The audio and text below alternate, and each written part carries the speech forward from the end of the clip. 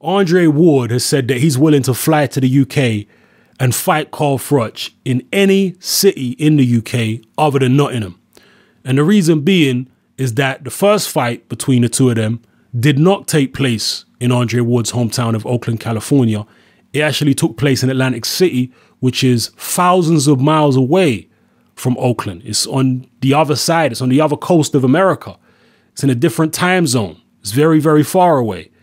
So that is a perfectly reasonable compromise that Andre Ward is proposing. It's more than fair because, as I say, if the fight between, let's say this rematch between Ward and Froch goes ahead in London at the O2, London and Nottingham are not that far apart, relatively speaking. They're nowhere near as far apart as Oakland and Atlantic City. That's way, way further apart. So that is a more than fair compromise, especially considering the fact that Andre Ward won the first fight convincingly. So the only reason he's even thinking about going to the UK to fight Carl Froch is because Carl Froch is a cash cow in the UK.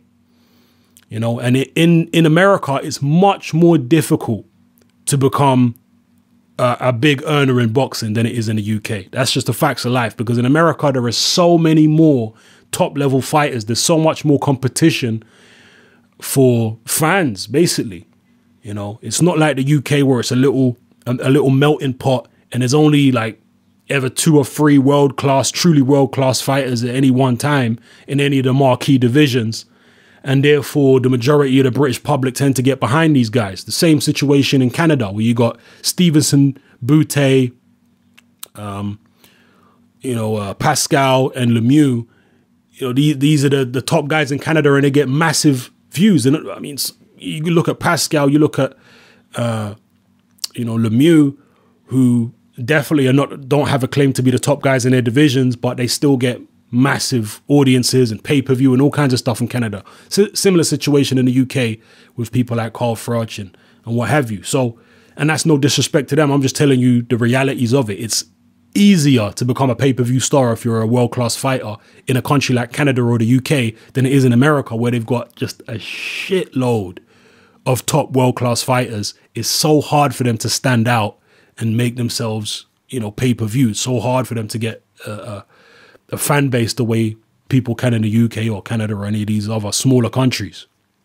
So that's why Andre Ward is contemplating going to the UK to fight a rematch with Froch, a guy who's already beaten in convincing fashion, because he hasn't had that breakthrough fight financially in the United States. It's very hard. If Andre Ward was British, he would be, this guy'd be unbelievably rich by now. He would have made probably 3, 4, 5 times the amount of money he's made. But because he's American, it's much more difficult to stand out there, So it is what it is. Yeah, I think it's a perfectly reasonable offer from Andre Ward. We'll see if Carl Froch wants to take it. We'll see if the WBA actually enforce this mandated unification, I guess you would call it. Because I don't know if you call it unification or a consolidation, because Carl Froch is the WBA regular champion. Andre Ward is the super champion. And they mandated them to fight each other. Now, I've heard some people say that the WBA are probably not even that serious about making these two fight.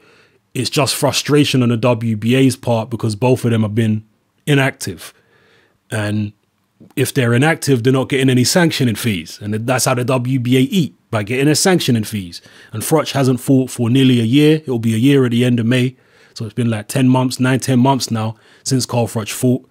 And Andre Ward hasn't fought for about, I think, 14 or 15 months. He hasn't fought since December 2013. So it's about a year and a half, maybe, something like that, 14, 15 months, something like that. Not even a year and a half, I don't think. You figure it out anyway. I'm trying to make this video. But either way, both of them have been inactive, particularly Ward. And maybe the WBA are just getting frustrated and saying, look, if you're not going to fight someone, we're going to mandate you to fight each other. So get on with it. Give us some sanctioning fees. And maybe if Froch finds a different opponent or Ward finds a different opponent, the WBA will just drop the whole issue and let them go about their separate ways and keep their respective titles. I don't know. We'll see what happens.